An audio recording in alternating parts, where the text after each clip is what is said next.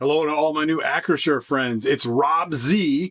That's Rob Z from Monday, in case it's been that kind of week for you. I shared the Train Your Brain for Success program with you all to kick off our 2 awesome days in Schaumburg.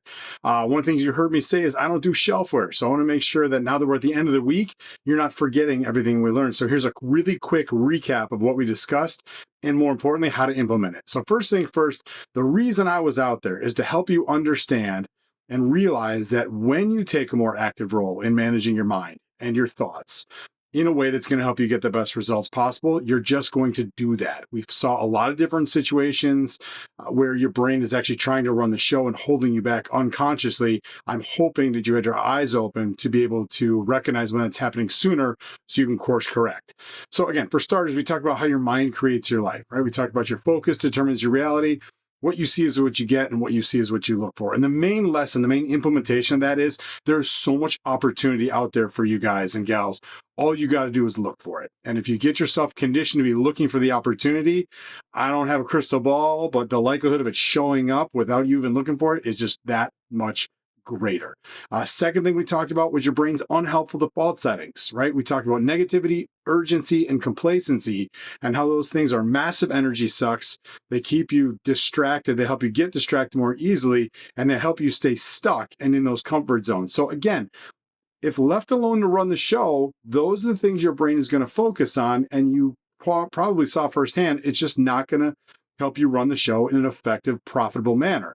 Now, the good news, you're not a slave to your brain. There's 4 things that we talked about that are designed to get your brain working for you instead of against you. Number 1, that heightened awareness of what's most important. So those big, important things like core values, purpose, and vision, right? What are your goals for this quarter, next quarter, for the year?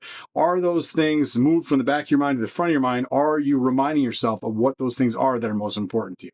Number 2, do you have the right type of goals? Do you have brain-friendly goals that actually kind of like wake you up in the middle of the night because you're so excited to achieve them? Do you have that schedule that gives you space? Again, the space you need to get your job done when you need to get it done. But more importantly is the space you need to rest and recharge the battery, because we all know that everybody can tell when you show up with a half a charge. And then finally, have you put in place an ongoing system for feeding your mind?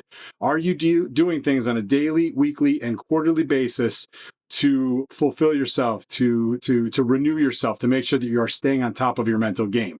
Now, with that, I made that soft offer to you all. That program is a pre-built ongoing system for feeding your mind. There are daily components in the books and the audios. There's weekly components in the video training, and there's a quarterly component, or actually semi-annual component, in that Train Your Brain full day masterclass. So if you haven't already, get yourself enrolled in that. It's a very easy, very accessible way to get the ball rolling on training your brain for success.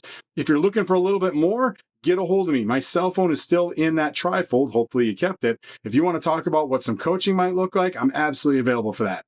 All right. You all have my contact information. It was wonderful meeting you all. I hope you had a great rest of your meeting, and I cannot wait to connect with you again soon. Make it a great rest of your day.